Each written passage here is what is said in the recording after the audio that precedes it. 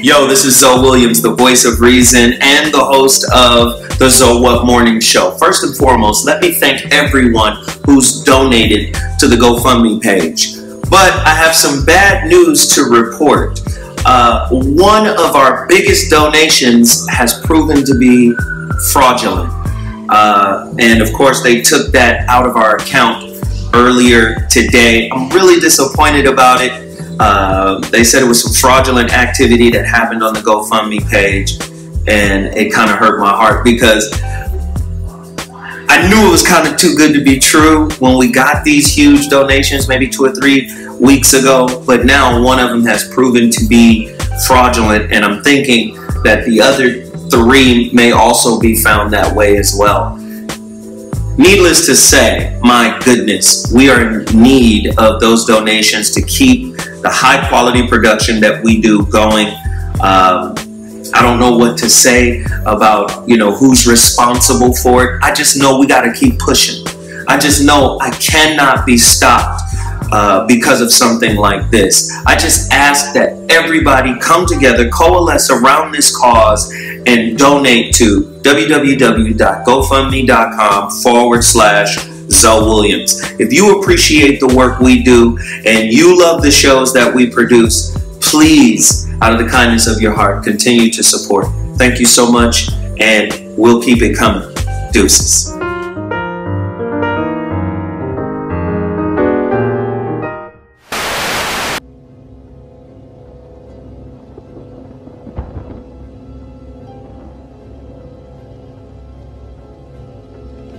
Remember, all I'm offering is the truth, nothing more.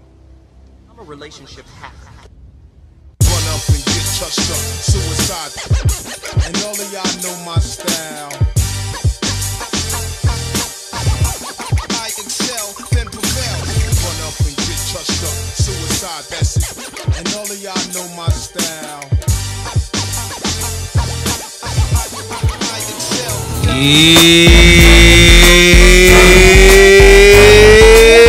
Yeah, ladies and gentlemen, the ZoWhat morning show has returned to Dash Radio.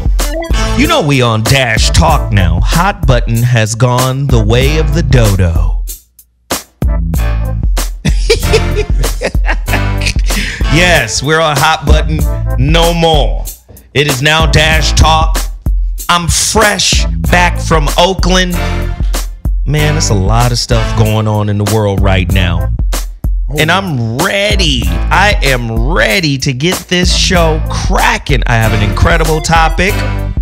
But as you know, before I even get to the topics, Kevin, what do I do before the topics even come into play, man? Community empowerment. Community empowerment is very important. Yeah, man, very important, because we want people to participate and support Black-owned businesses. Hey, have you guys heard about that sister who opened her own grocery store? Oh yeah, Heard about, bro. That's down in Compton? bro. We need to get a busload of people and hit her up, man. You guys heard about it? Yeah. Yes, What's the name of it? I just heard about it. I don't know the name of it. Straight up pop locking. I saw people saying it's a franchise though. It's She's franchising? That's what it had in the article. Really? All right, look. I think one of our co-hosts, what's my girl? Sarah. She sent me a link, man. You guys got to check this out, bro. You guys got to check this out. Let me just break it down real quick. Sing it, man. Sing it, Jeff. We gon' check it out on the ZoWhat show today. Hey, Jason Whitlock. Oh, shit. Ready to pop lock. I'm looking for your brother. Waiting on your brother. Stop ducking me. Stop dodging me. Here I am. Here I sit. I'ma get hip deep in your shit. Oh, shit. About that shit you say about black folks. I don't like your funky black jokes. Wait, bring it back. Bring that beat back. Bring that beat back. Like I was hot on the freestyle. Public Enemy. I like that right now. I'm trying to find the sister's before the community empowerment is over, I'm going to have her information and I'm going to share with you guys. But in the meantime, you already know what we got to do. We got Weed Juice in the building. That's OUIJUICE. Weed Juice. You guys got to support this brother. Keep this brother in business. Keep it cracking for him. Hey, what is your discount today for the people? You normally have good discounts, man. What is it? ZoWhat is still the code. So all they got to do is type in ZoWhat and get 15% off each time. That's a big cut too. So Wow. Giving love. So any program you want, you can just order online. Put the ZoWhat code. You get that 15% off. Hey, you know what's so cold right now? I have the coldest testimony for Total Package Energy. So I just drove back from Oakland last night. I got in at 4 in the morning, right? Me and Corey. Oh, okay. So what's crazy is going to Oakland, Corey had to fly up because he had to do, he had to do the radio. He had to do the little media circuit first to promote that he gonna be at Tommy T's. Okay. So I drive his truck to Oakland. Now, I didn't have the aux cord, the auxiliary cord, so I don't have no music in the car. Just no music. What about the radio? You can't press to turn the radio. I didn't. You spoil? You don't want no antenna music? I want my music. You want your music. Fair enough. You understand? Fair enough. So it's silent. I didn't have that. So it's silent. It's silent, bro. You could have pulled over. They got them in the gas station, in the truck stop. Man, it's silent. Nigga, you can get your appendix removed in the truck stop. Okay, here we go. There it is. I'm going to promote this girl, too. This young lady. She's not a girl. But anyway, it was silent. It was silent. Yes, sir. But I had 2 Total Package Energies. And you was good to go.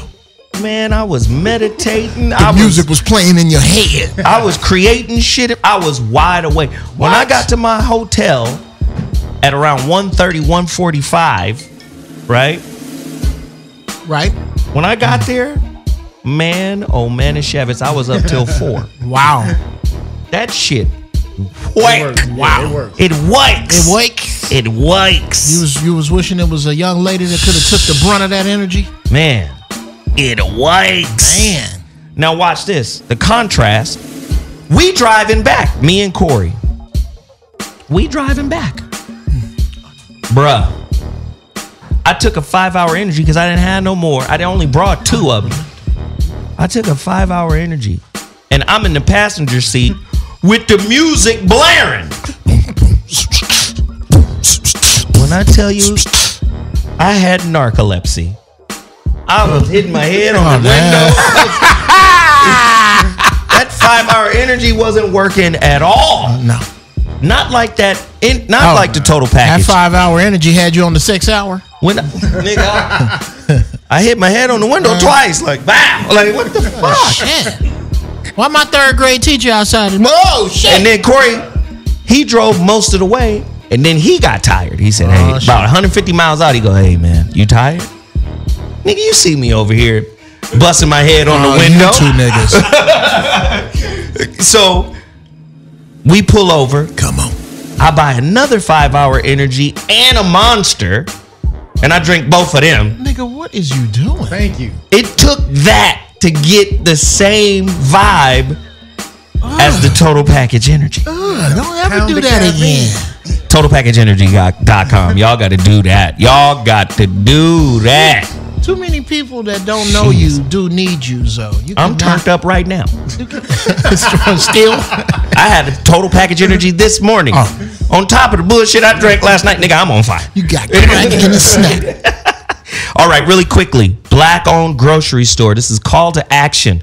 Please go support all of these businesses. Black-owned grocery store franchise in Compton, California. The sister's name is Kia, K-I-A, Patterson. Independent owner operator of the grocery outlet, 2175 West Rosecrans Avenue, Compton, California. Got to go. Listen, I don't know this woman. We don't know this woman personally. But That's a my black-owned sister. business? That's my sister. That's our sister. That's our sister. Let's go. Man, if we don't go cash mob this woman right now, Let's set up something. Let's set up a we date need to just all go down there and shop together. and just mob out. Just mob out.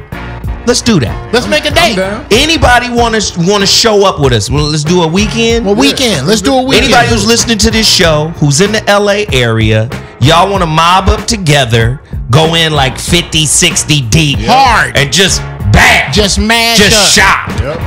You know what I mean? Do a little promo for her, bring her out, talk to her, and let's just really elevate this sister's business. Once again, Kia Patterson, independent owner operator of the grocery outlet, 2175 West Rosecrans Avenue in the city of Compton. Oh, that's right. 90220. Please support this sister's movement, man. Please. Absolutely. Got to. Golly, that's cold-blooded. I got a couple of businesses we need to promote, namely myself. Please don't forget to order your copy of The Relationship Dismount, How to Stick the Landing When Exiting a Toxic Relationship. Also, the follow-up of this book, you can order them both at my website, IamZoWilliams.com. Click books. Frank will show you how to do it. Click books and then go. Support. Buy these books. Pre-order one, buy the other. Man, Oakland showed love last night. Oakland came out in force over the weekend. Harmony Clown. So many people, so many good people that are affected positively by this show. We appreciate everybody for tuning in. Thank you. ShepherdsSweets.com. Cakes, all types of shit, all types of good stuff. Oh, I got a shout out. What's this brother? Wait. Hold on. I'm gonna get it. Oh, Mind Blowing Mobiles. Gotta do Wanda Trotter. If you got a business, man. If you got a business, come on now. I apologize, Wanda Trotter, baby. I see you be calling me, and I'm just so busy, but I'm hit you back. I'm out here tripping. It's on me. I'm calling you back. Yeah, she's the shit. Out here jeffing. I'm out. You like that? That's the name of something. Out here jeffing. Out here jeffing. I don't know what it is, but I'm finna write that shit down. Out here jeffing. What? Also, Kenneth Boggs Suits. Please, man, go support this young brother. High-end suits, and I'm telling you, he doing them for everybody. Ryan Leslie, Dwight Howard, Jackie Long. He doing everybody's suits, man. This dude is cold. KennethBoggsSuits.com is the website. New Republic West. Minister Tony Muhammad's business, man. Shout out to Minister Tony. They're doing accounting, insurance, lending, credit. They're doing the whole 9 yards.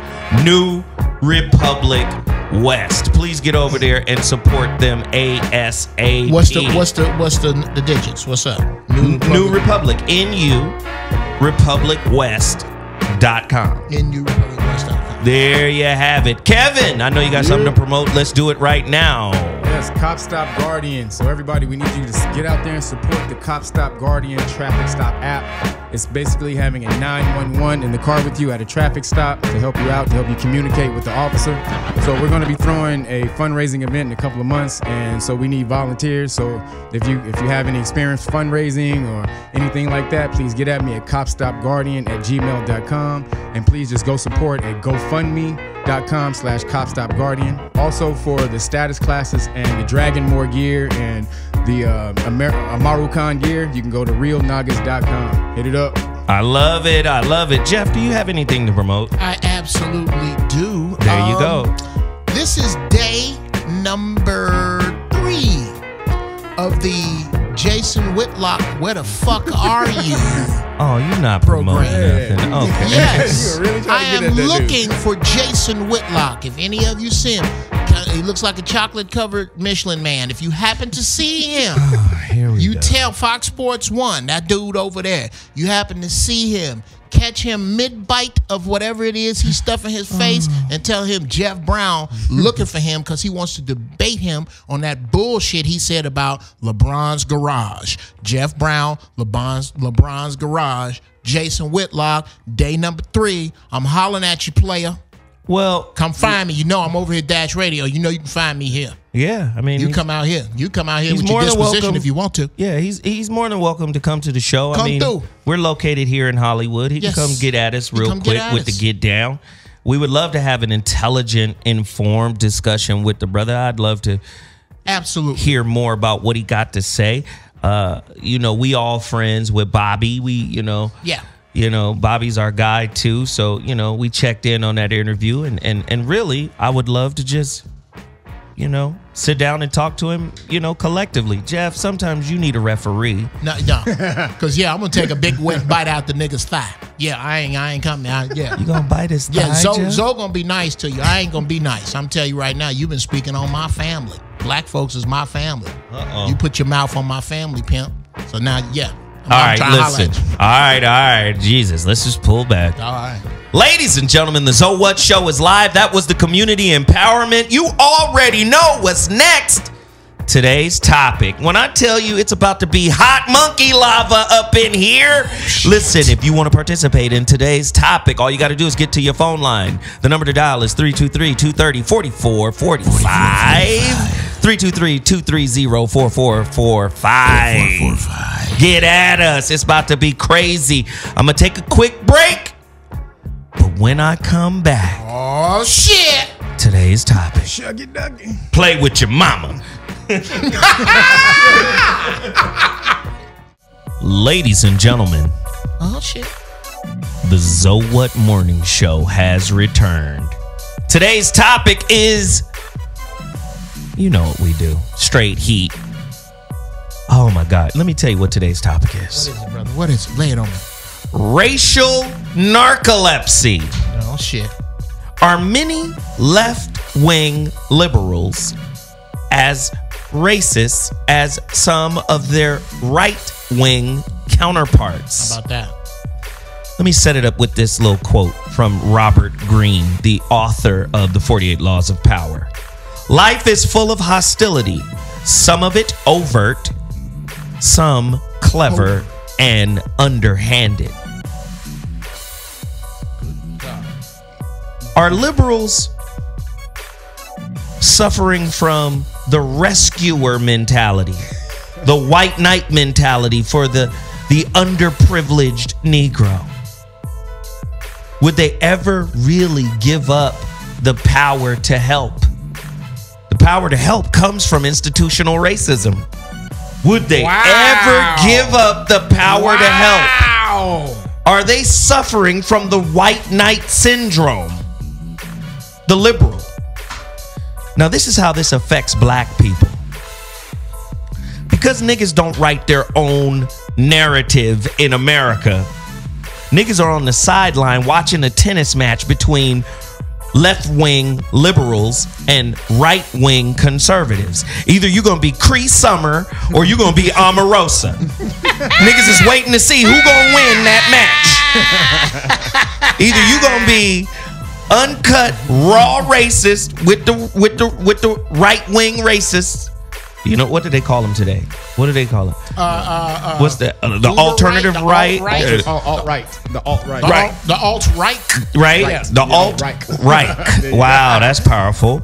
Or these left-wing liberals who want Limousine the get liberals? out version of the nigga. I would have voted for Obama 3 times if I could. But they want the manicured, the socially manicured, my uncle said, the O.J. Simpson mini micro USC afro. The socially acceptable afro with no mustache? Yeah, not the big power black afro, the little helmet afro, the little Jim Hill afro. Hi, I'm Bart. How can I help you? The Jim Hill afro. Right. Jim Hill, yeah. The socially manicured. They want to help them. Yeah. They don't want to help the people in the hood that really got problems. They're disconnected from that. If you got a pick with a fist on it, they ain't talking about you. So what they're doing is plucking the best and the brightest who graduate from their institutions or some other institution, but show some aptitude of navigating in white society. And they go, hey, let's get him, let's fund him, and then he'll be the bridge to the hood. We ain't never got to go there. You tame nigga. Oh my God, we got questions. Shit. Is television host and comedian Bill Maher a little too comfortable with both white supremacy and privilege and black people? Is he too comfortable with both? White privilege and black people? We know he loved black pussy. He sure does. Well, let's say it right. Pussy. Well, who don't? Right? He called himself a house nigga. He sure did. Come on, man. Is he too comfortable? Jeez, we're going to talk about that. Did the movie Get Out show that nice racism / white liberalism should never be trusted among people of color? I'm trying to help you. The White Knight. Remember we did this show a couple of years ago called Pathological Altruism. Yes. You crazy trying to help somebody. But what makes it crazy is you sustain the system of oppression so you can keep handing out breadcrumbs to feel good about yourself. It's a terrible cycle. Who wants to deal with today's topic? What are micro-invalidations? See, when I'm looking up the research for racist liberals, one of the terms that pops up is micro-invalidations. Did Jason Whitlock perform what white racist liberals usually do? Micro-invalidations. Oh, well, because he's rich, that's not really that. I like that. Who wants to have a real conversation about racial narcolepsy in America? Are you sleep to the fact of what's really cracking? ZoWhat Morning Show cracking right now. Jeff Brown, what do you got to say? With regard to Bill Maher, I don't blame him. I blame his friends, actually, his black friends. Right. I actually came up with a term for it that I put up on Facebook a few days ago. It's called, the new term is called Dolezal syndrome. This is when you have so many lackluster, watery, Jasper-ass house coons as black friends that you think you black enough to do or say way out of line shit to or about black people. Example, Bill Maher got Dolezal syndrome. Wow. He think it's the black people around him have they haven't trained him right. They don't train they black people. They don't train their white people right. I train my white people. Look here, Todd. It's a get together. You invited, okay? It's black people here, but it's some niggers interspersed in here. The black people I can talk to. Them niggas I can't control. So you on your own. You come in here and you gonna sing nigga when you hear it on the song and you wind up in the pool. That's on you. I'm telling you, these are the kind of people you around. And I train my white people very well. Watch your mouth. Don't just go in my fucking refrigerator. Don't go in my auntie refrigerator without being invited, because you're gonna be on some shit. That's and they don't. There's a lot of people that don't train their white folks. Wow, crazy. What up, Kev? I know you got something to say about this shit. Well, yeah, I was watching it, and I wasn't tripping as much as probably most people are. It was in the context of what was going on. He was talking to the Republican senator, and the dude was telling him about some field work. He was telling him to get out. We need to get out there and get your hands dirty, get in the field, and this and that. He was just making a joke. Motherfucker's a comedian. He said, "Oh, I ain't a field nigga. I'm a house nigga." So in that aspect, he was making a joke. Like, nigga, I don't work in the field, nigga. I don't do shit like that. I saw it too, but okay. No. He can't get off the hook for that. Again, he can't get off the hook for that. But he was just making a joke. Okay. Now, if you take it personal, then that's on you. Again, it's a joke. He's a comedian. He's Jewish. Ooh, and he's Jewish. He's Jewish. And Catholic. D.L. Hughley, come on with Jeff it. Read Brown, my fucking mind. Read my mind. If any black comedian, Kev, said what, Jeff? What kind of you stingy? You stingy with your money, Jeff? Yeah, but I don't like ovens. I hate ovens. I can't even say that shit. I can. Jews are so gangster. You scared to compliment them. How about that? You were scared to go. Jews are really good with money. If I say that on a show, dude, right now, me sitting on this show, but you know me, I don't give a fuck. I'm gonna say what's on my mind. Me sitting here on this show, there are comedians who will not say Jew and anything behind it because of how paranoid they are. And this. My hat is off to the Jewish community because they protect their people. They protect their brand. They protect their religion. They protect what they have so much. Niggas are so happy to let white folks in that they don't give a fuck what they come on in, wipe your shitty shoes on my white rug. I don't give a shit what you do, just as long as you come visit. That's where we are, and we need to get the fuck away from that. Bill Maher was out of line, and if I was on the show, I'd have smacked him in his fucking mouth on HBO. Okay, that's what y'all think. I don't think he was out of line. Going to who he is, that motherfucker hang around niggas all the time. Kid from Kid and Play is one of his best friends. Motherfucker wrote the song for the show that's been on there for 10 years. He hang around these motherfuckers. He date black women. So again, in that aspect, did Thomas Jefferson. In that aspect, he was making a joke. So did Thomas Jefferson. About him doing work. The dude was telling him about something to go work in the field. He said, "No, I'm not a house nigga. I'm a field nigga."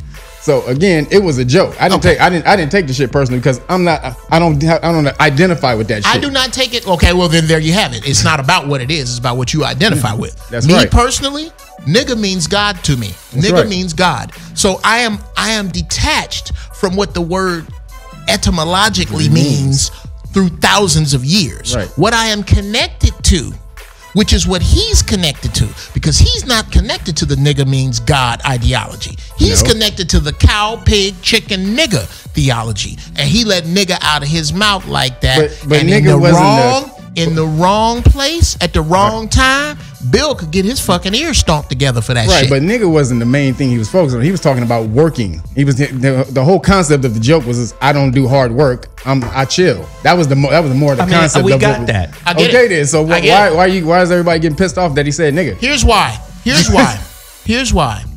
Because if there was a joke to be made about Italians, he gonna watch his mouth. You know why? Because the Galazzo brothers might be waiting outside the studio. He do jokes about motherfuckers all the time. He do them racial jokes all the time. Okay. Here's my point. Then you need this custom made. I'll custom make it. You don't want my response off the rack. You want it custom made. Custom made. Right. All right. Tailor it. Break it down. How many jokes does he do about Jews in ovens, Jews in trains, Jews in firing squads, Jews in poisoning, Jews in gassing? Have you heard any about those? He does Jew jokes quite a bit, actually. Okay. How many does he do about Jews in ovens? I'm not talking about Jews being cheap. I'm not talking about Jews running the media. Show, but I know he does the Jew joke all the time. Okay. Well, then in this particular instance, seeing as how I do comedy, I'm going to go ahead and jump out and be the comedy expert right here and tell you that he does no jokes about Jews in ovens, Jews being gassed. So I'm going to be the comedy expert here. Yeah, I'm going to go ahead since I've been doing comedy for 30 fucking years and I write. Why don't I just speak from experience? Why don't I just speak from Yeah. I'm gonna say you don't do it. Yeah, there's a few mics around town with my fingerprints on them. This is I'm telling you, he does not do jokes about Jews in ovens, Jews on trains, Jews being gassed, Jews facing firing squads. That's the equivalent to the field nigga house nigga thing. Why is that equivalent? Well, the equivalence is this: if you know the history and the vitriol around the connotation of the word nigga. You know that. Bring it up. It's considered the most vile word in the English language. I'll tell you what. Right? Yeah. Right? We know that part of it. And nobody wants to say it, and who can say it, and who's supposed to say it, and why black people still say it. It's just a lot of shit around it. And I think it's kind of culturally irresponsible to be a white man and say that shit, even in the context of comedy. Now, this is where sometimes comedians will take the First Amendment. I ain't gonna say a little too far because the First Amendment is what it is, but sometimes there has to be some level of morality. There got to be some kind of line. Sometimes comedians will say some of the most vile shit and then run under the First Amendment knowing it was vile and it wasn't funny. If you gonna say some vile shit, it's gotta be funny.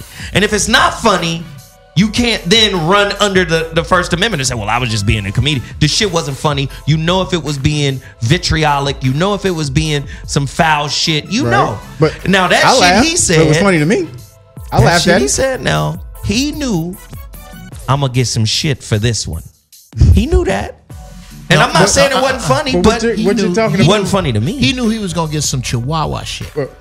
Yeah. You're going to get chihuahua shit. You can do whatever you want to black people. You can kill them. Right. You can hang them. You can drag them down the street till their heads pop off. Right. You can have somebody kill them, go to court, face trial, and walk. And guess what? Niggas ain't going to do shit. He got white privilege. I can say this joke. Yeah, he can say that joke. Nobody's but going to fuck with me over it. Anybody can say that joke, dude. Again, Corey says whatever the fuck he wants. Again, dude, I'm not for censoring anybody. You can say what the fuck you want. If I didn't say censor him. I didn't say censor him either. Have some level of consideration. But that would be censoring him. The double standard is everybody has consideration for the Jews. Okay. Everybody. Okay, who is it? I mean, you mean they're conditioned to have censor for the Jews? I mean, everybody does it. There's a lot of Jew bashing that goes on. I'm talking about in terms of comedy. I haven't heard a lot of Jew bashing in comedy. Let me rephrase that for you. Go ahead. Everybody who is concerned with having a career in the entertainment business or having a career that is commercially dependent. Yes. The Jews run commercially dependent, meaning if you own weed juice. Get your ignorant ass on the air and say something about Jews and see what happened to weed juice. Oh, I agree. They run they made Michael Jackson change some shit. Now, thank you. So, change this shit. Kike me, kick me, Jew me, sue me, Jew me. You gotta all get rid that of that. come out. Okay, now Mobb Deep. I'm stacking paper like a Jew, stacking money. No, you're not. We're gonna censor that too. You ain't saying that. It was a compliment. I'm gonna stack paper like a Jew. You. He rapped that. No, take that out. And I'm not mad at them. I am not. Okay. That's what's up. That's the way it's supposed to be. You can't even compliment these niggas. You know what? Yes. You can't even gotta say that. It's so gangster you can't compliment them. What would happen now, here's the flip side of that. What would he do if right after that show, Brother Minister Tony Muhammad was standing outside the studio with 100 bow ties? You say, what would he do? What would now you're up there. If we were like that, he would be like, what are you guys doing? I don't lined up out here. What's good? Until bit pop. You should be allowed to say whatever the fuck you want. Again, he had to show politically incorrect. Bruh. Because motherfuckers are censored and they're conditioned to say whatever the fuck they think America wants them to say. Again, whatever the fuck he want to say, he can say that shit. I don't have to agree with it or identify it for it to hurt me. Can't nobody hurt you unless you identify what the fuck they're saying. Yeah, exactly. And let me just say this. Let me just say this, Jeff. See, I know the minister. He's smart. He would want to engage in a discussion. In a discourse. Oh, Brother because Tony? Yeah. Brother Tony is so sharp. He'll want to sit down and then break down the etymology, the history, the culture. Because that's one thing. He'll sit down and undress you. Louis Farrakhan has taught them. Yes. No. We gonna have a discourse. Yeah. Right. And at the end of that discourse, whether you agree or disagree, your ass would have been informed. Okay. Well, you ain't gonna be able to just walk the fuck away saying, you don't know no more. I'm from Chicago. Can I be honest with you? Yeah. This happened. God bless the dead. My late friend James Hanna. He and I were my bro. He and I were sitting in a barbershop. And it was this dope dealer over in North Hollywood sitting there with his 45 in his pants where everybody could see it. And he bragging and talking all this shit. And everybody, people kind of nervous because they, I've seen plenty of guns, but I see him with his gun. I see people nervous. And then he busts out of his mouth with how the Muslims and FOI ain't shit. And all that. Wrong. Before I could get it out, James said, brother, I don't mean you no harm. I see you got a weapon, and I'm not trying to challenge you. But I'm going to tell you, I grew up 5 blocks from Minister Farrakhan's mosque in Chicago. And I'm telling you that if this was Chicago, and you was sitting here running your mouth raggedy about the Muslims, somebody would tiptoe out of this barbershop And 15 minutes later, it'll be 50 bow ties out there waiting on you, and they wouldn't give a fuck about your gun. And that's what's up.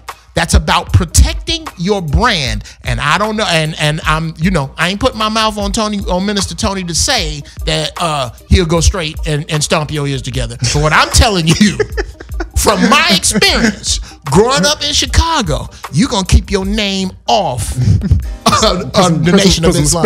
You're going to put some respect on that, where I'm from. And that is because they protect their brand. I am saying that black people absolutely, unequivocally do not protect their brand. Nothing is sacred to us at all. We have no secrets because we put our shortcomings to dance music, as I've said over and over. And that is what rubs me the wrong way. It is not Bill Maher's comic. Come on. How am I gonna get mad at him for rubbing his feet on the raggedy ass, fucked up shag rag carpet of nigga? How am I gonna pick this dude out with it all over the radio, with it all over TV? You'll see certain shows where words are bleeped out, and nigga gets to ride. So I'm not upset at him. It's about us. It is about the fact that and you know you my dude, but I'm 180 degrees out of phase with you on this one. Okay. I really think that it's on us to have checked dude for that, because it's too much pain. While he is talking about being a house nigga, it's some house niggas that saw field niggas and smell the stench of them twisting in the wind. And that spits in the face of that. To me, his comment spits in the face of that. And again, when you use the word nigga, it doesn't tell me about me. It tells me about you. With all the pain that is on that word, and if you are not coming from nigga means God, for you to be not of my skin and use that term lets me know how bad you've been itching to say it. Right. There's that. Yeah. And then there's that part. You said for brothers don't protect their brand, but they don't know what their brand is. They don't know who they were. They don't know who they were. Agreed. So they have no idea what to do to go about it, to protecting their Agreed. brand. So again, I've dealt with a lot of different people in training. So I deal with Caucasians, Asians, all different types of people, man. Absolutely. And one thing I know, or what I've seen with Caucasian people, and one of my clients, she's one of those liberals, what you call those limousine liberals. Yeah, she is. She adopted a black kid from Africa, and she got the Black Lives Matter sign on her shirt, on her lawn, and she a cool person. But again, she doesn't necessarily understand the black culture or the melanated culture. So it's a different mentality of where she's coming from. And so when you got Bill Maher, saying a joke, and again, his history goes back a long way. And first of all, his mentality is, I don't believe in being politically correct. If I want to say something, I need to be able to say it. Again, however you take it is how you take it. Now, I'm not going to be responsible for how you take something. And I know that's a big controversy, but again, I should be able to say what the fuck I want. If you don't want to hear it, then you can walk away. You don't have to be there, or you can turn the show off, or you can do 50 million other things where you don't have to hear what he's saying, but you don't have to take it personally. Again, if somebody's able to say something to you and get you emotional and move you, then you've lost.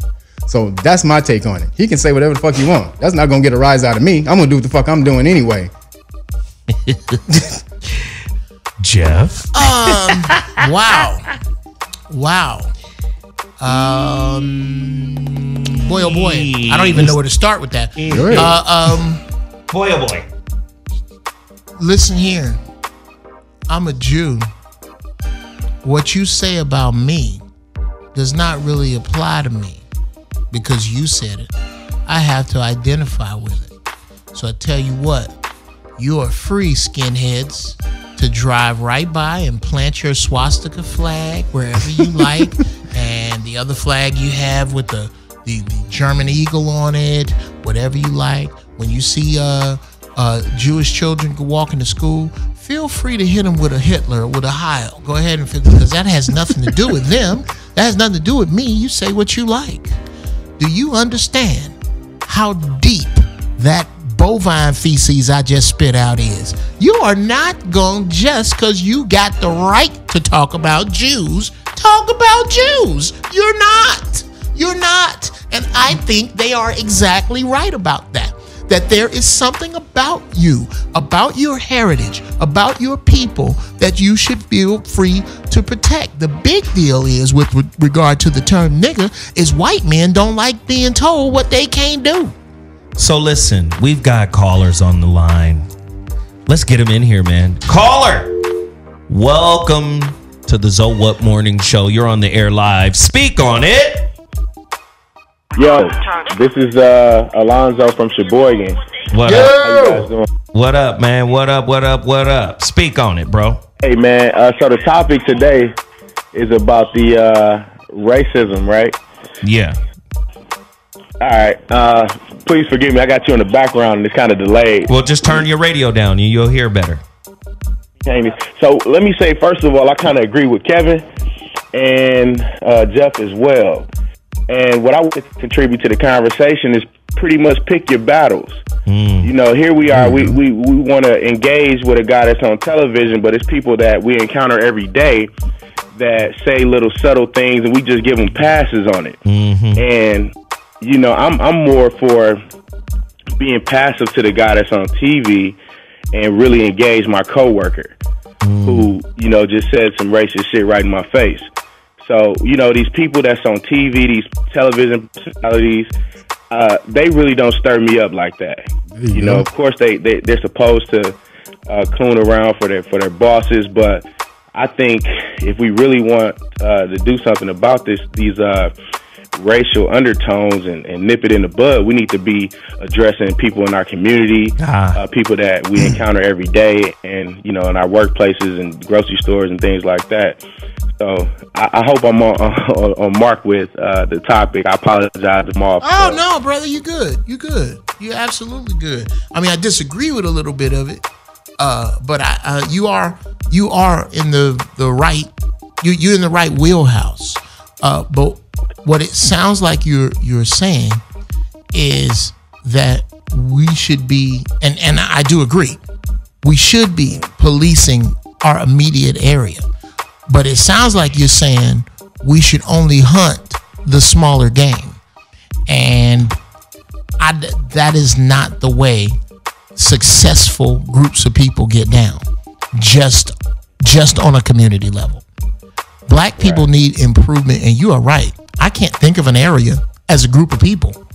And I don't mean humanitarian, where you can say all humans need to be better at blank. I'm talking about in society, in finance, in romance, in relationship, in religion. Black folks, we don't have a B as a grade in any of them areas. So yes, there is stuff we need to do just close. But we also especially need to protect our brand. Even if we don't know what it is, we need to find out what it is. I'll tell you what our brand is. Our brand is whatever is cool. Whenever you see cool on commercial, that's niggas. Everywhere you look now. So yes, I'm gonna start a stand. I'm gonna put a stand out on Hollywood Boulevard, and it's gonna say used nigger slang, $5. Because if you look at the slang that is the regular American lexicon, it's whatever niggas was saying 5 years ago. That's true. Now everybody trying to get they blank on. They trying to get they this on. Why? Because we want to take what niggas have. We just want to scrape the nigga off of it and use it for whatever we want to do. And that there is some bullshit, bruh. That's what I'm saying. Is that we need to overall can we give a lot of credit to these rappers in the music industry for allowing the word to, you know, be used broadly? Like, is that the reason why Bill Maher and the likes of Bill Maher are so comfortable with using the word? Should we be in a sense more? Should we target the rappers instead of maybe Bill Maher? Or no, sort of. And shout out to David Banner. If you have who said this? If you have a computer and the computer is not running the program right that you want, do you blame the computer or do you change the program? Do you blame the computer or do you blame the programmer? There is a program, a social program that runs in black people's heads that they are not responsible for. They are not responsible for that program. Okay, so a lot of these brothers, yes, they throw the word around, and because I know nigga means God, it doesn't offend me, because that's the place I'm coming from with it. A lot of times, that's the place they're coming from with it. Or it's our rubber stamp to use however the fuck we feel we want to use it. Because we didn't, in its present form, nigga wasn't introduced to us as nigga means God. Nigga was introduced to us as I can buy you, sell you, rape you, burn you with absolutely no consequence, the same way I could a wagon, a horse, a pig, or a chicken. Property, chattel. Your chattel. Okay. Chattel. So for us to embrace that word and take it back, and for you to tiptoe up to the door and go, ding dong, hey, how's it going? I was just wondering if I could use the word nigga. No, motherfucker, get off my grass. Right. That's where I'm at with it. Now that I've helped you so much through my altruism, yes, is nigga on the table now for me to say? I stole 100 pounds from you. I stole 100 pounds from you, and now that I gave you 4 ounces back, I should be common with you. No, you shouldn't. That's no, crazy. You shouldn't. That's crazy. But thank you so much for the call, Doc. Look at this. True or false? Some white liberals play the pain comparison game. You're not the only ones. My family was wiped out in the Holocaust. This is a white person wrote this. This isn't Zoe's questions. These aren't Zoe's questions. A white person who is fighting that subtle, unstated, unconscious, out of sight, out of mind diet racism that white people fall into wrote this. Bigot light. Right. The author is challenging them to see it.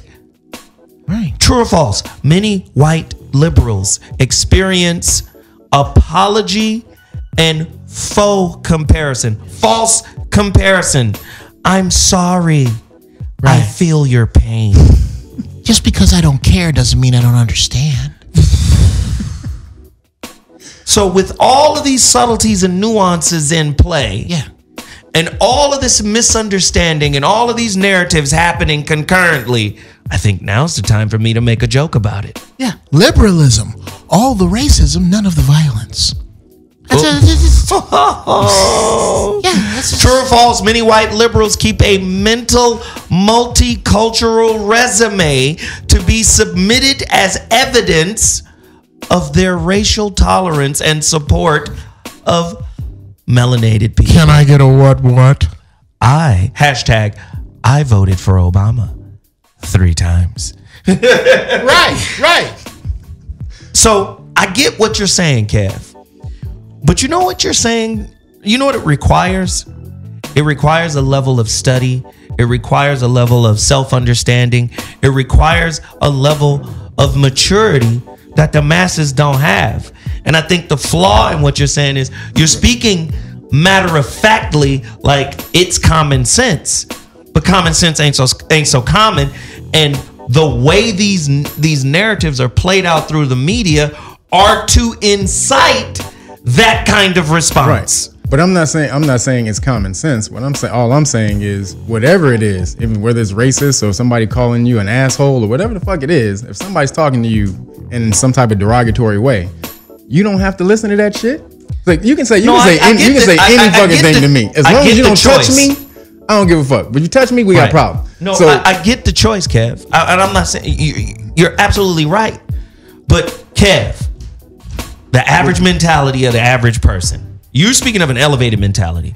What would you say the average mentality of the average person would do in that particular situation? Right, they're probably going to trip. Exactly. That's all I'm saying. I'm saying they should not trip. That's what I'm saying. They're going to trip. I'm saying that the reaction should be that they shouldn't. They should get some education and and figure out how to handle shit. But what they need to stop doing, first of all, melanated people need to stop focusing on what Caucasian people are doing to keep you down or tell you how you're down, and start focusing on what they're doing to get ahead of you. That's how you change the game. Right. You know, what are they doing? How are they getting ahead? What, you know, say what businesses are doing? What organizations are they creating? What the fuck are they doing to get at the head of the game? Because they'll sit up here and call you nigga and this and all shit all the damn time just to incite your emotions because they know niggas are emotional, and then all you worried about is that shit. And just like Donald Trump, when Donald Trump he gets fucked up, he'll put out some crazy shit, but crazy tweet to get the media hyped on that shit, and then you're not focused on the real shit anymore. So that to me is the same thing. If I can get you emotional and focusing on the dumb shit I say about you, if I can call you nigga, I can call you a house nigga, field nigga, and then get you incited about some dumb shit, what's gonna happen really if you try to come at me about that? What's really gonna change for you?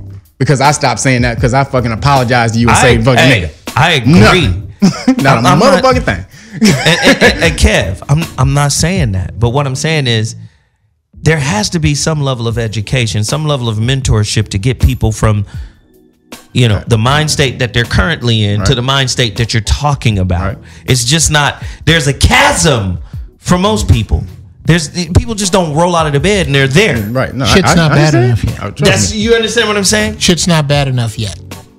Hey, listen, we're about to take a quick break, but when we come back, Jeff Brown's intellectual shit, I gotta do a rant. I just said all the smart shit 10 minutes ago. Okay. Oh yeah, it's about to go down in the town. You're listening to Dash Talk Radio. I'm Zoe Williams. The show is the ZoWhat Morning Show. When we come back, callers, we're gonna come to you. Please hold your thoughts. I'm coming to you, I promise. We're gonna get your opinions. The number to dial is 323-230-4445. Zoe Williams will be back at 2.2. Holla. Ladies and gentlemen, the ZoWhat Morning Show back in the building on Dash Talk. You already know what we doing. Hey man, today's topic has been crazy so far. Racial narcolepsy.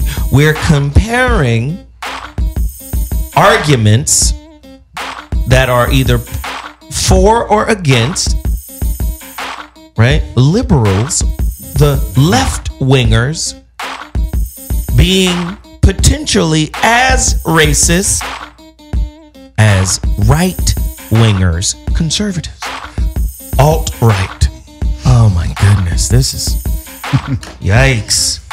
Show has been pretty crazy. So we're ready for Jeff Brown's intellectual rant. Jeff, do you have something for us? I do. This is slightly about the debate, day 3. I'm tweeting Jason Whitlock on every tweet on his page. I'm hitting him, bruh, holla at me. I don't give a fuck what the subject is. If it's puppies, bruh, holla at me. Puppies. Why? Because of our unprotected brand. Everybody gets to take the high road. Everybody's taking the high road. And since y'all got the high road covered, I'm taking the low road. I could go at this from a much more reserved, a much more cosmopolitan standpoint. But I would much rather be the unchained pit bull that gets out from under the porch after being left in a closet and fed gunpowder for 3 fucking days and latch onto your leg and take some meat out. That's where I'm going to be with regard to us, because whether we see it or not, the noose is once again closing around the necks of our people. And here's how it starts. It starts in the media. Before Adolf Hitler was able to exterminate millions of people, millions of innocent people, he didn't just roll down the street with tanks and soldiers and trains and ovens and gas. No. He started with negative propaganda in order to devalue these people to other people so that it would be okay to take the next step. When I tell you that the foot is in the air on the way down for the next step, I am not exaggerating. Some fucked up shit this way cometh. For those who are not fat, rich, old white men. My biggest crime is being black in this country. If you are white, your biggest crime is being ordinary. Oh, shit. Attention, ordinary white people. Just to make this clear, if you have or know anyone who has plaid hanging in their closet, I'm talking to you. I am talking to the white people who are not invited to join the same country clubs that I am not. You have been duped almost as bad as us. The people who duped you fucked off your 400-year head start. You didn't even do it. The power elite has fucked off a 400-year head start. And now they are forced to break the agreement with you that they would treat you slightly better than niggas. They don't have a choice. This is why coal miners are upset. This is why most of America, which parenthetically, most of America is poor, ignorant white people. Most of it. You are being fucked. And once you figure out that you have more in common with the niggas on the radio right now than you do Donald Trump, it's gonna be smoke in every city. This is why these small towns are being over-militarized. This is why we are being used to seeing white people be sprayed in the face with pepper spray. There's a reason for this. It is because the noose is around the neck of the common people, the common white people, and the people of color. And I'm telling you that the power elite don't give a fuck about you either. They just had you in place to do their bidding with us, and your dumb asses did it well. You thought you were racists. None of you are. You don't have racism is a group economic function. You motherfuckers are as broke as us. All you are is bigots. They use bigots to promote racism. Say more. Say more. Racism is redlining. Racism is Flint water. Racism is gentrification. Racism is Jim Crow. Racism is not driving by and yelling nigga from a moving car. That's bigotry. And that's your gear. Racism ain't even your gear. You know why, motherfucker? Because you wear plaid. I'm done. Wow. Ladies and gentlemen, Jeff Brown's intellectual rant. Jason Whitlock, I want a piece of your ass, bruh. No, holla at me. Somebody know him. No, we live right in the same city, bruh. I'm right over in Pasadena. No, you ain't gonna come over there. There's pit bulls and rib tips over there. I know that ain't your get down. But bruh, stop hiding. Stop hiding. Holla at me. The Twitter at GB Funny Style.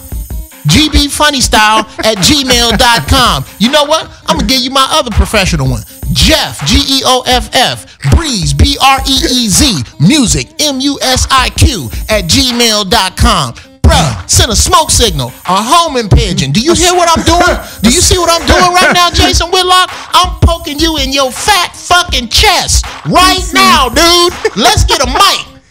Not Uncle Bobby, because I ain't your uncle, dude. I'm going to come at you on some different shit. I'm going to come, yes, this is Clubber Lang poking you in the chest about that shit you said about LeBron James. That's just the icing on a filthy fucking cake that you done made. And I let all that other shit slide. But that goddamn shit about that nigga on the garage, that gave me a case of the red ass. And I'm looking for you, pimp. I'm looking for you. Holla at me. Holla at me, Whitlock. I'm looking for you. I'm looking. Okay, Jeff. Jesus, let's. You think you got it? I'm looking for you, nigga. You gonna let nigga talk to you like you used to play football? Bruh, you got 2 degrees. I'm working with a Chicago high school public education, the History Channel, and Mythbusters. I should be easy work for you, dude. You gonna let me run my mouth raggedy like this to you? My prediction is pain. Are you married? Mrs. Whitlock. If he don't, Mrs. Whitlock, if your man don't holler at me in 72 hours, you need to rethink who the fuck you laying next to. Holla at me, nigga. Damn. Okay. All right. Jeff is okay. All righty. That was Jeff Brown's intellectual rant, part 2. And feel free to holler at me if you see me in the street. If you don't like what I'm saying, here we go. Yeah, square off with me in the street. That may not go like you think, but yeah, you gonna do that. Okay. That's how I'm looking for you, pimp. Where you at? All right, so let's get back to it. Today's topic is crazy right now. You guys heard me mention something earlier today in our discussion, right? What's some of the what's a good example of a micro-invalidation? A racial micro-invalidation. Something like, well, that was 150 years ago. Oh, yeah. Oh, that shit. Oh, yeah. So, a micro-invalidation, here is the noun, the definition of it. A form of microaggression that excludes or negates a person's thoughts or feelings. Oh, okay. Yeah, here's one. Reparations? What do you need reparations for? We've given you everything. Or what about this? Because you're rich, you're not affected. You're not a victim. Silly Negro, you've got millions. Yeah, that one. That's a micro-invalidation. You invalidate the brother's experience. Sure, somebody came and cleaned up the wall in a few minutes, and it really didn't affect him in that way, but maybe it did. Maybe it affected him in a way that, hey man, damn, even here in Brentwood, this is happening right here. We can't escape that. Now, let me just say this. Everything is half truth. How about it? He said some truth. He being Jason Whitlock. Everything's let everybody know what you're talking about, though. Everything's a half truth. He said some truth, but he also said some stuff that I thought was, wait a minute. To me, that was a micro-invalidation when he said LeBron can't be a victim because he's wealthy. That's Republican truth. Right. So, but Yvette Carnell brought up some excellent points about LeBron that I thought were valid as well. When Tamir Rice was killed in Cleveland, they asked LeBron about it. He said, I don't know anything. I don't know enough about it. I don't have enough information. But when this happens, and this, I understand, this is something too. But because it happened to you, then you put yourself in juxtaposition of Emmett Till. So now Jason is in the middle arguing degree of severity. Degree of, this isn't that kind of infraction. You can't compare the Emmett Till experience with somebody painting on your crib in Brentwood when you're not even in the state. You're not there and it's cleaned off before any. So there's a half truth there, but also you have to go back and say, do you only get serious when it gets personal? You're talking about Jason Whitlock? We're talking about LeBron James. Do you have a press conference now when it's about you and yours? But when it was about that kid in your city that got shot down, you were kind of mum. I don't know enough. But that's fair. Not knowing enough is fair too. Like, I don't know enough. I ain't gonna say nothing yet. But you could have went and Googled and YouTubed and checked out everything. You could have hired a private investigator. You could have did everything and then came back and said, this is wrong, and banged for that. So Yvette Carnell brings up a good point in that sense. This is what I mean by half-truths. If we're looking at an issue just from one angle, we're not going to see the whole story in context. Well, speaking of the whole story in context, let's look at black people and everything we've had to do with, like one big piece of property. The whole piece of property, everything. There's something's condemned. Some shit's on fire. The plumbing is so fucked up that there's the turds from yesterday are in the grass today. Just, it's horrible. You don't get to pick and say you are wrong for fixing the plumbing. or you are wrong for fixing the windows, or you are wrong for putting out the fire. All that shit there is so much shit fucked up with regard to black people in this country. We have so many issues that it's impossible to handle any one issue exactly right. That is the kind of spaghetti that this shit is. That there is no linear. Our problems are non-linear, right. And people look over into them with linear solutions, which is what I say about Republican logic. Republican logic makes perfect sense in a vacuum. Okay, pull yourself up by your own bootstraps. Don't depend on the government. Take care of your families. Don't tear up your own neighborhoods. All that shit. I agree with all of that. Until you bring in redlining. What's my man's name? Segregation now, segregation forever. George Wallace. Till you bring in Brown versus the Board of Education. Dynamite Bob. When you bring in all this shit. Now, that shit you said takes on a whole different context. And you don't just get to tell me to pull up by my bootstraps when you haven't given me any boots. You made it illegal for me to walk. It's illegal for you to wear boots. Yeah, it's illegal for you to wear boots. But I'm telling you to pull up yourself by those bootstraps. And you're not gonna. And I'm not saying that since it's legal now for me to pull up by those bootstraps, whether I have boots or not. I'm not saying that that's not valid. What I am saying is that for you to say that without mentioning your input with regard to why I am here is some bullshit. That's the bullshit. So micro-invalidations. Well, that shit ain't that serious. Yeah. No, it ain't. Come on, silly Negroes. Zoe knows how much I hate LeBron, but why do you hate LeBron? Really? Stop playing. Oh, you just talking about the basketball part of it? Basketball part of it. LeBron's a cold motherfucker, man. And also because a lot of the stuff I think he does is just for media, just for just so he can pad his the way he looks in front of America. I don't think he really believes a lot of stuff he does. I don't know about that, bro. Dude, you got to watch a lot of shit this nigga does. But I'll say this. This is all speculation. This is what I do. This is what I do give LeBron that Jordan or Kobe didn't do. He will speak up for shit. Like he more so than and he's doing a lot of community shit too. He speaks up. To work and man, I can't. But even though they did the community stuff, I'm just talking about using the platform in order to speak up. That's what LeBron does that most people don't do, and I'll give him that. Absolutely. Now going to what Jason Whitlock was saying about how it probably didn't affect LeBron, him writing nigga on his door or whatever. Holla at me, Jason. Now he's probably right about that. LeBron's been been worth $100 million since he was 17. So when you're worth that type of money, you have your own universe. And so in that universe, you're probably not seeing much racism at all. Everybody's trying to kiss your ass. Even the Caucasian people within there, they're trying to get close to you because you're famous and rich. These are the two things. You're famous and rich.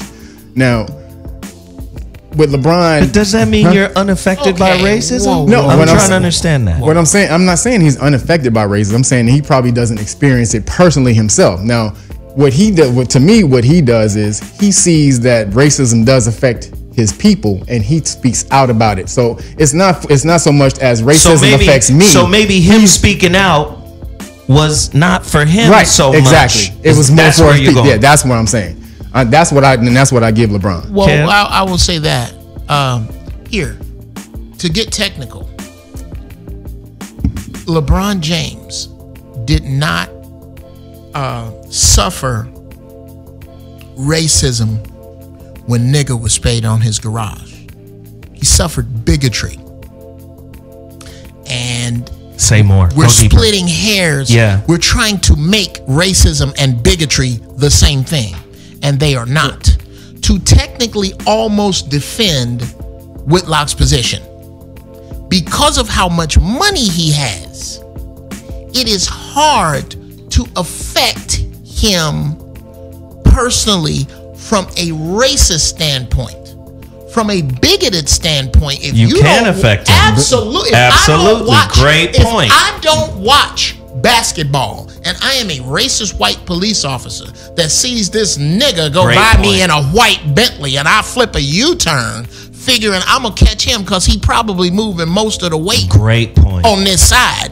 And as soon as he finds out it's LeBron James, like Dave Chappelle got that joke when he was pulled over with his homeboy when he was high, and he said, "Oh," and then his boy was scared. He was like, "Oh yeah, I'm figuring everything's gonna be right, nigga. I'm Dave Chappelle, nigga." Like so, that's the mentality that they have. Right. So I'm sure if somebody pulls him over, nigga, I'm LeBron James. I'm the biggest motherfucking basketball star in the world. I'm Wesley Snipes. But Wesley ain't had that type of hype. And Wesley was dealing with alternative bullshit, alternative shit, alternative information that had him fucked up in the game. I'm talking about before that.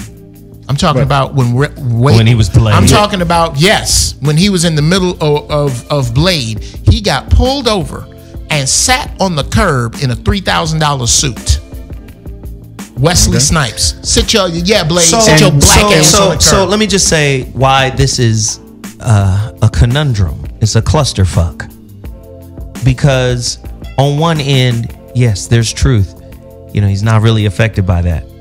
But then on the other end, so many other people are affected by observing that, right? And that's what I'm saying. That's why I think he spoke out. So then him speaking out is a way to say, okay, let's galvanize some interest around this particular issue. Right.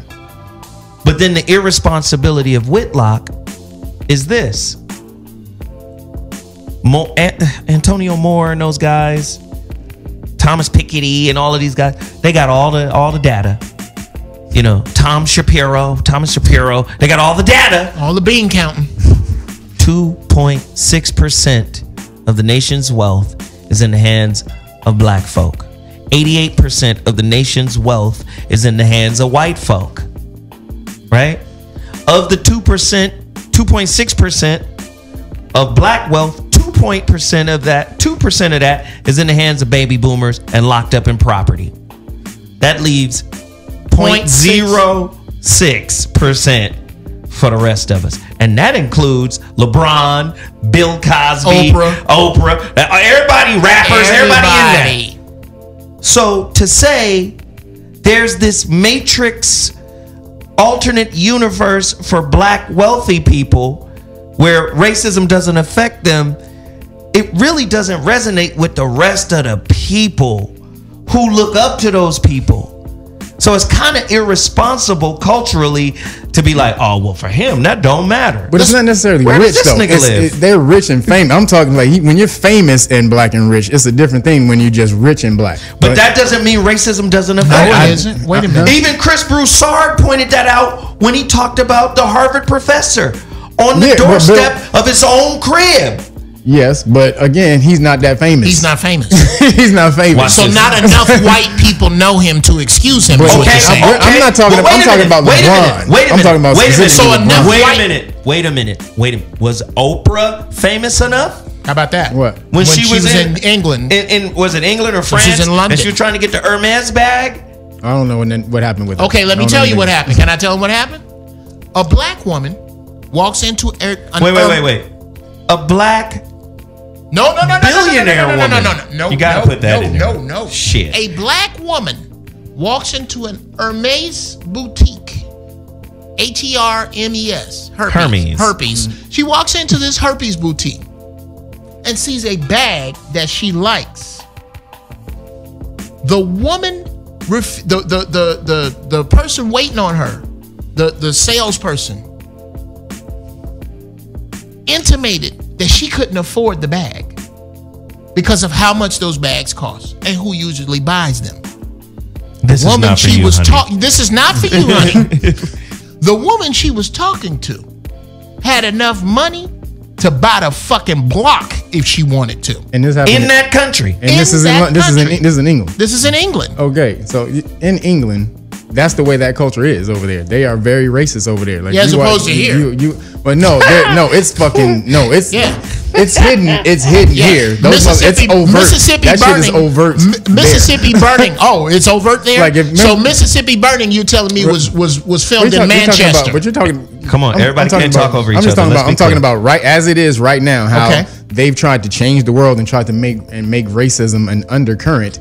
In England, it was in Switzerland. Forgive me, and it was a Tom Ford bag. It was in Switzerland. It's in Switzerland. Okay, well, in England, if I thought it was in England, that's the way the culture is, and over there, it's very classist. Switzerland's supposed to be neutral. neutral country, not neutral people. Okay, people ain't neutral. People ain't neutral. Here's my point. Pretty please with sugar on top. Try to frame the wonderful, warm, positive way that Jason Whitlock meant when he said that LeBron, because of how much money he has, is somehow Teflon coated from racism and bigotry. I disagree with that. He is one mistaken identity away from being shot. It just so happens that he's in the finals and everybody's looking at the finals. But okay, so what you're saying is that LeBron is isolated from racism.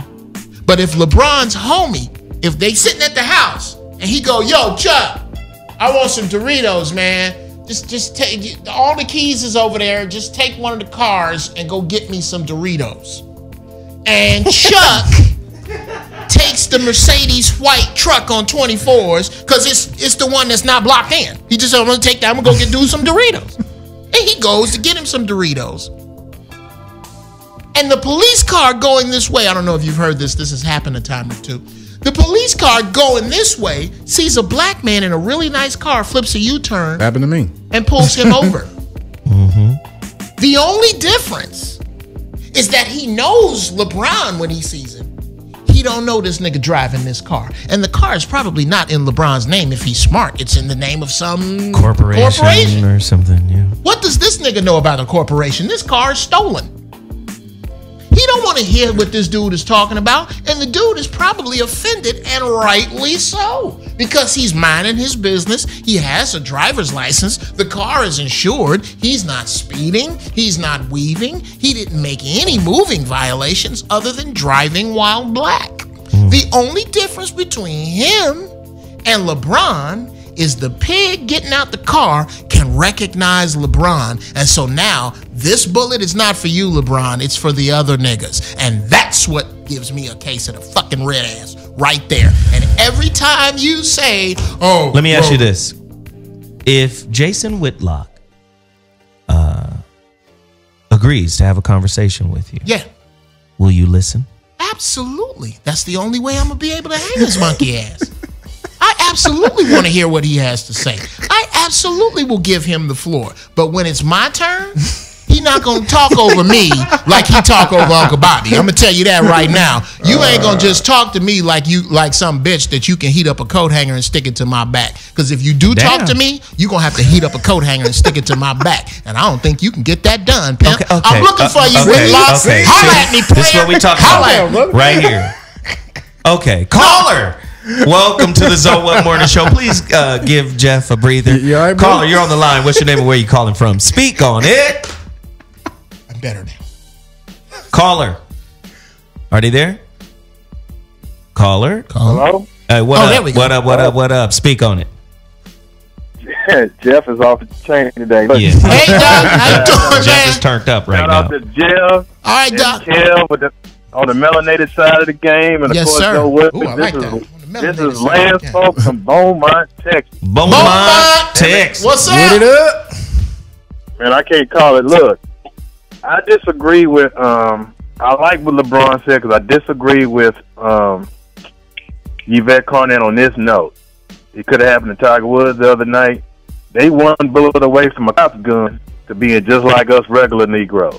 How about it, bro? How about it? How about it? So that's what equalized them. Their melanin equalizes not their money, but their melanin equalized them with the rest of us. Because LeBron could have got shot. Tiger Woods, it could have ended bad for Tiger Woods that night he got stopped. So because he wasn't looking like himself. Well, brother, no, he was slow. He was slow, but his eyes was all tight from the barbiturates. Anyway, on the Bill Maher thing. Hey, man, Dr. Clark said it best. The melanated person in America has no friends. Wow. We have none. How about that, brother? The only thing we can do, as I've heard Jeff say, Tariq say, pimp our vote, the only place we can infiltrate on the political side of the game is the Democratic Party. So, yeah, we got to tolerate the little low-key racism from the Bill Mahers of the world because that's what it is. That's what it is right now. Okay. But we have to collectively pimp our vote instead of getting pimped. Bro, a question with regard to voting. Yes, Jeff. Yes, sir. Yes, sir. You already know.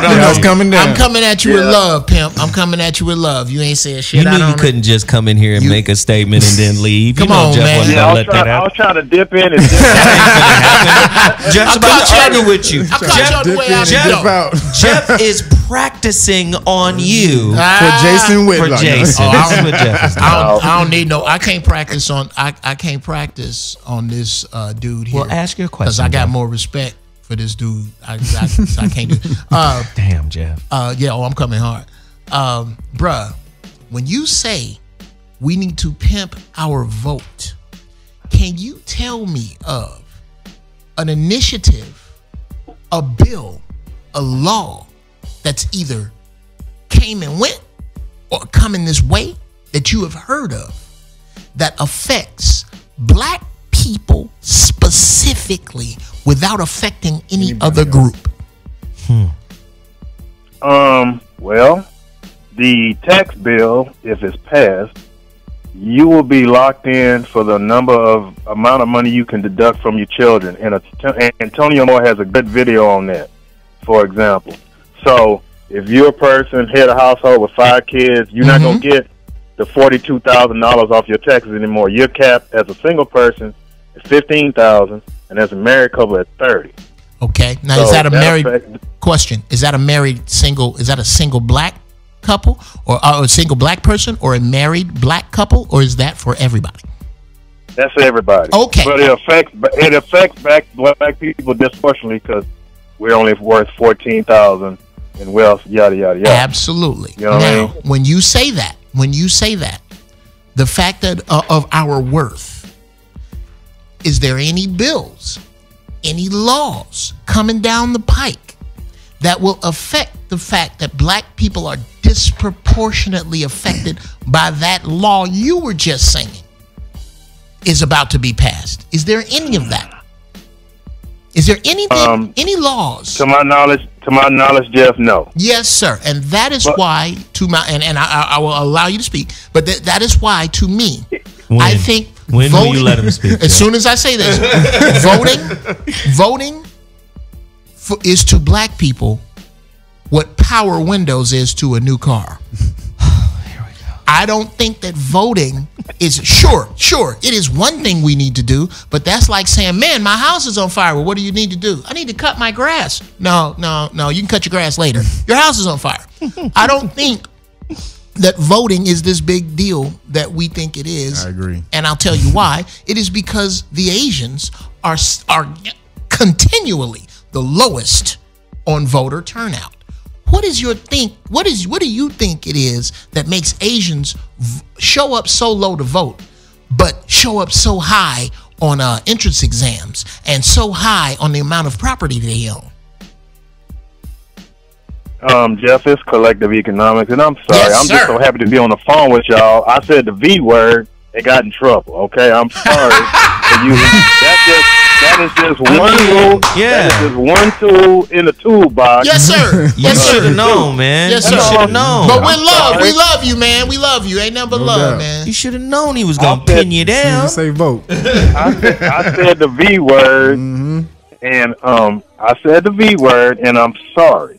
But I'm just saying that in the context of the show, yes, sir, we got to tolerate if one of the avenues we want to pursue as melanated people, shout out to Kevin, as melanated folk for liberation, we got to tolerate some of that bullshit. I'm not excusing it. Somebody should have slapped Bill Maher in his mouth. Preferably Killer Mike, because that's one of his homies. Right. And Killer Mike is probably the tough brother he ain't hang around, but so far Killer Mike is cutting for him. Having said that, back to the initial topic, we have no friends, and as Dr. Cress Wesleyan said, them white folks are how they are because of genetic. They're afraid of genetic annihilation. Wow. Period. In a discussion.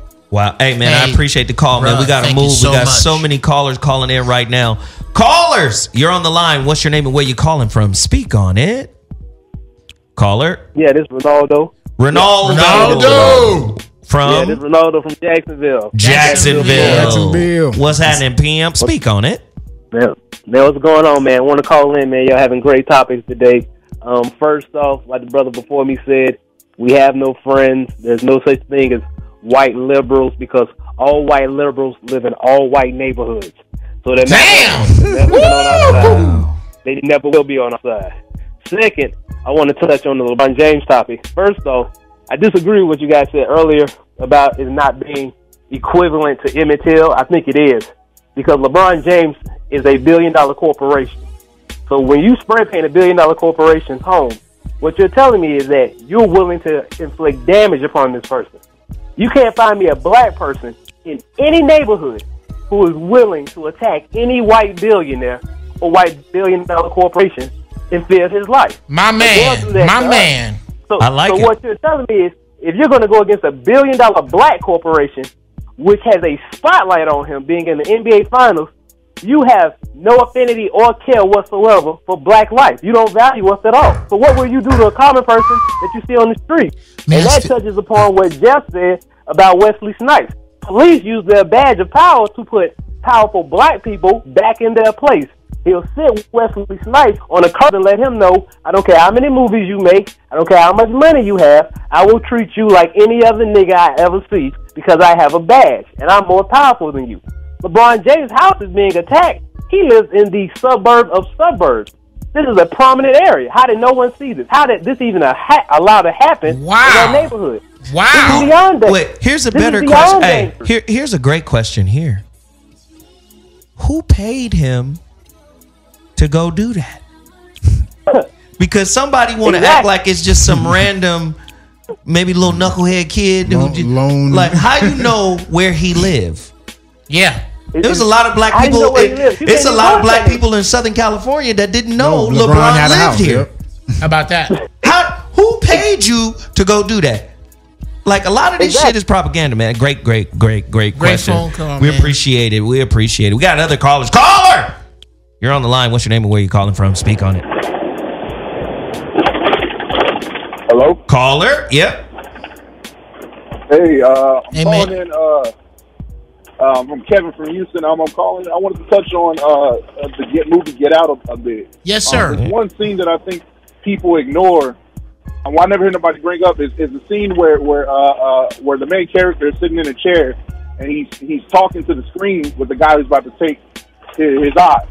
And the way he's talking to him was basically, I'm paraphrasing, don't really remember the words, but he was saying like, you know, basically it's not personal. You have something that I want, that I need, and we have the means to take it, so we're going to take it. I think that black people as a collective have to really embrace that mentality. You know what I'm saying? I think we get too caught up in sentiment. I think we get too caught up in traditions, too caught up in the easy route. You know what I'm saying? Someone says niggas, so fuck. You know what I'm saying? But we don't play the real long cerebral game that they play. You see what I'm saying? Where we look at it, it's not personal. You know what I'm saying? It's not personal. It's you have something we need. Like at this point, what we need economic empowerment. What we need, you know what I'm saying, is community, a real community, not just neighborhoods that we claim, you know what I'm saying, because we grew up there. You know what I'm saying? We need, you know what I'm saying, we actually need health, you know, proper health care. We need, you know, real things. You know what I'm saying? And I think that if we come together on that mentality and start having a real, like, Cold War kind of mentality, you know what I'm saying, where like you may have not taken a blow, but you really ain't my, you know, you're not my friend, you're not my enemy, you're probably a friend of me. And I'll let time tell. You know what I'm saying? Because I'm a truck driver and I go all 48 states. One thing I'll say is I've never seen white people put Christianity. I've never seen them put charity. I've never seen them put anything over their whiteness. You see what I'm saying? And I think that black people or melanated people, for Kevin, you know what I'm saying? I believe like we need to kind of adopt that mentality and get out of this, you know, kind of, you know, let's just all get along kind of thing. You know what I'm saying? Yeah, let's play some chess. There you go. Yeah, let's play. There you go. Perfect. Let's play chess. I'm not talking about all-out warfare. I'm not talking about like a Cold War. Let's play chess. The Moors invented chess. Here we go. That's real. That's real. Moors invented chess.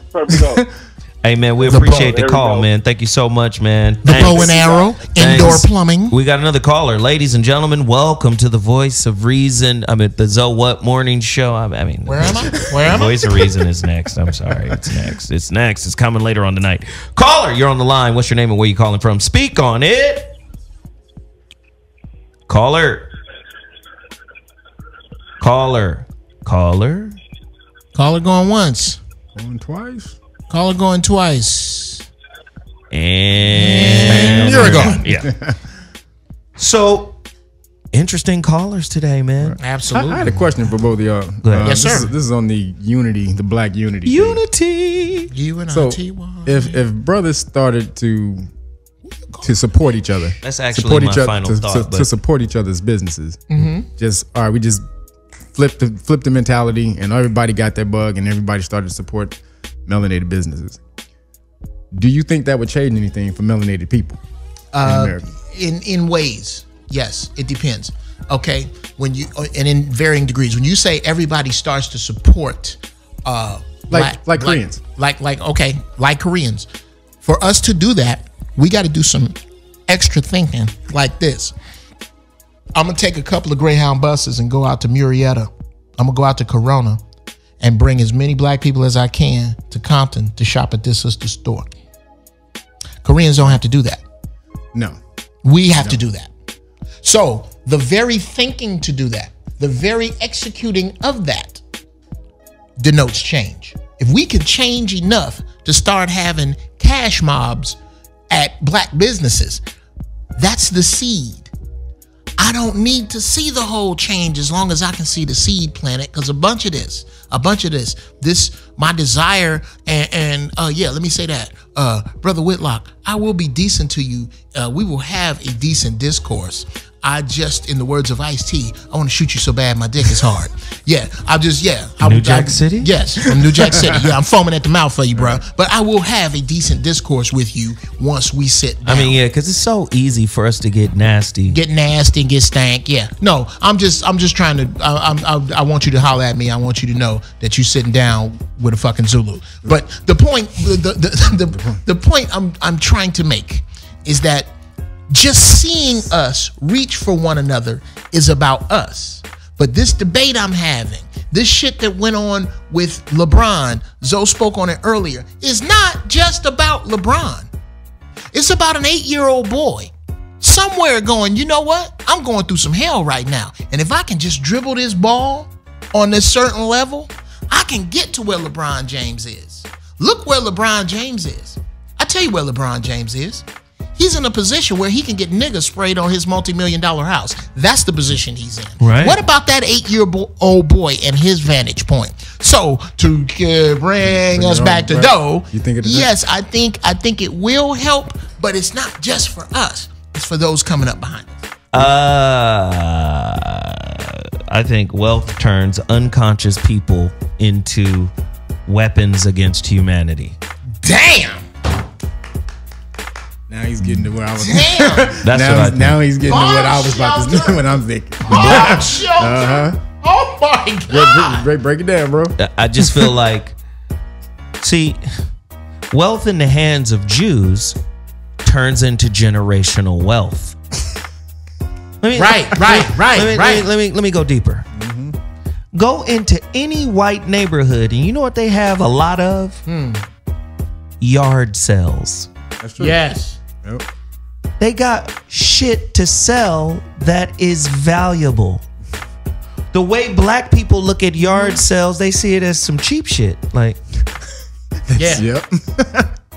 That's just the fact that I could go to fucking Santa Monica and nobody want your Mardi Gras beads and blackjack chips from Vegas. What about that? What's that show? It's two white guys and they go around looking for antique shit, and it be with all these white people, and they be finding old valuable money. Shit. Diggers, diggers. Yes. You can't dig in no black people's house. He said and shit. You can't dig in no black people's house and find These shit. white people will pull out old Not baseball card collections. Right. Yep. This shit's worth American pickers. They picking through. You know, they don't make these gas lamps anymore. Right. Yep. That is because of an accumulation of wealth. Right. Niggas got a basement full of struggle. I bring up that point, and I bring up the point of a disaggregate people. Don't nobody want your struggle bike? That's what I'm talking about. Broken apart, broken into pieces, at odds with each other, in competition with each other, financially shaming each other when one has a bigger cracker than the other. Your slice of bread so happens to be an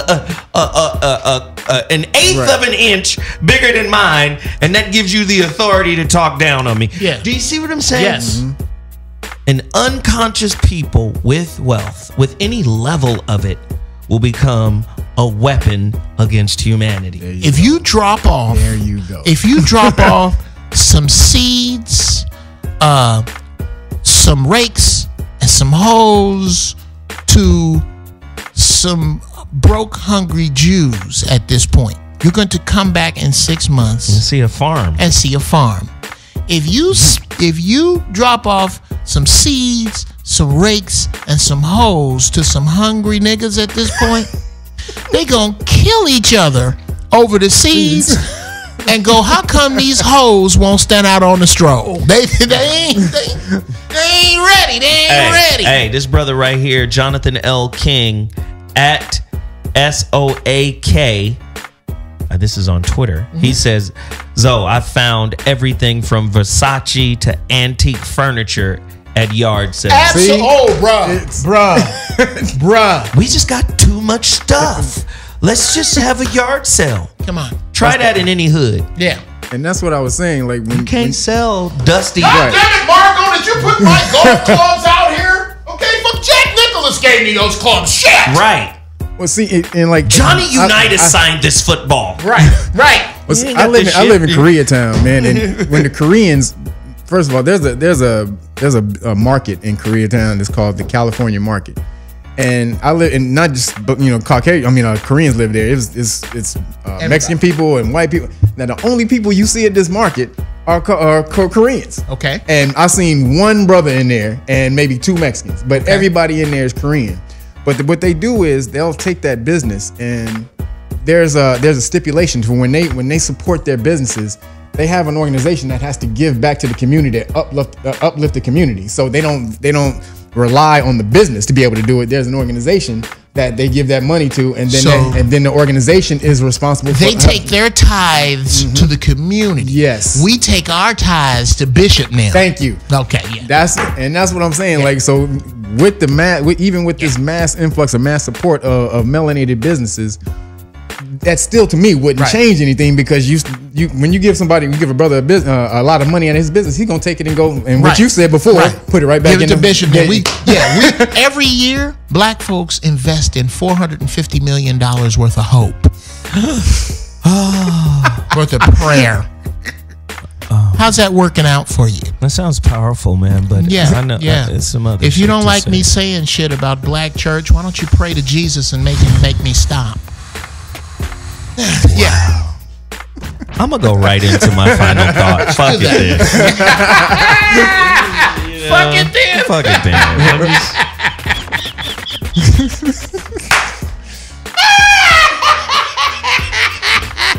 I'm so tired of this fucking Jeff Brown. I swear to God. This is the most inappropriate motherfucker. Jeff Brown says good shit about black people and still pisses me off.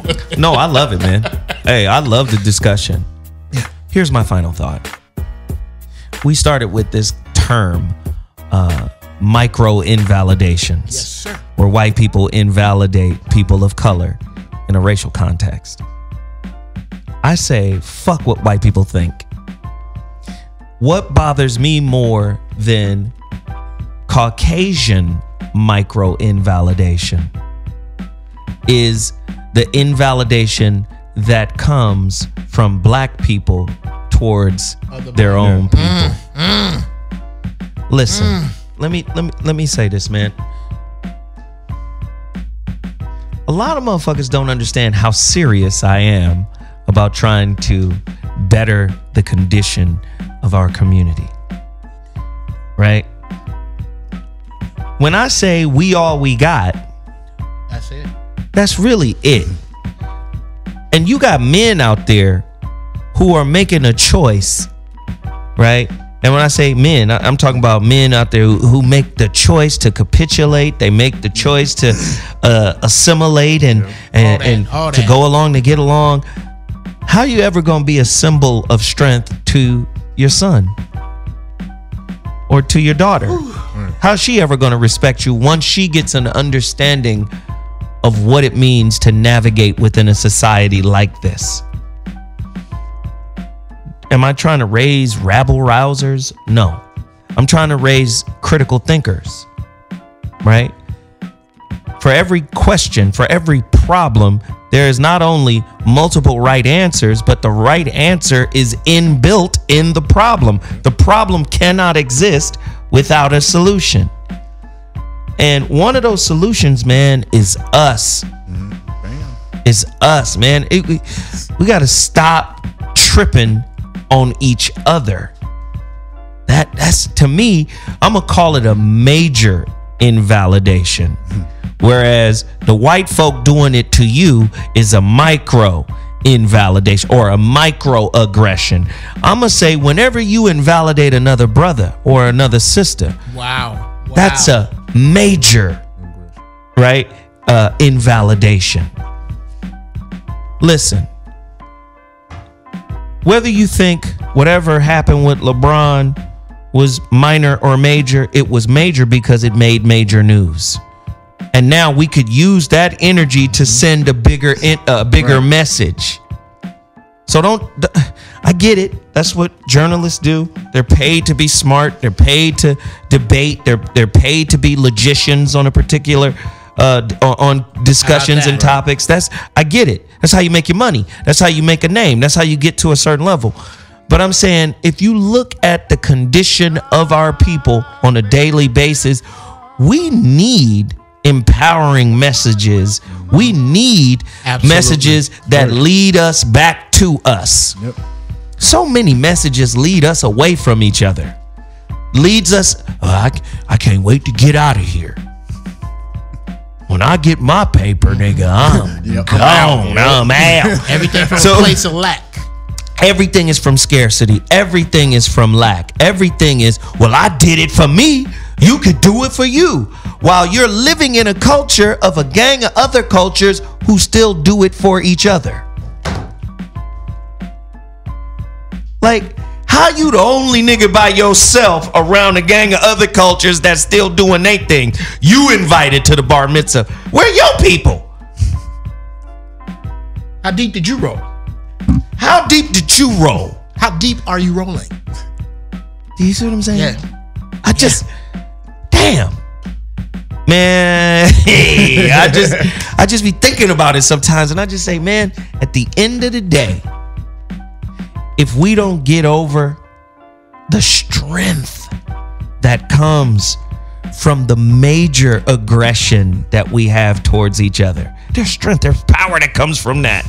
I'm gonna put this nigga down because putting this nigga down lifts me up, my nigga. You know how strong I feel? I know, I'm sorry, strong. I feel so powerful. Unlimited power, right? Kill the niggas, kill the nigga. I just bug out, like we get so much juice from that. It's got so much firepower in it. We gotta renounce that shit because we look stupid. It's that slave shit. It's slave shit. We just look stupid. We disorganized. We haven't galvanized any real traction around wealth building, around unity, around infrastructure. Just nothing to pass on but angst. That shit feels good like heroin.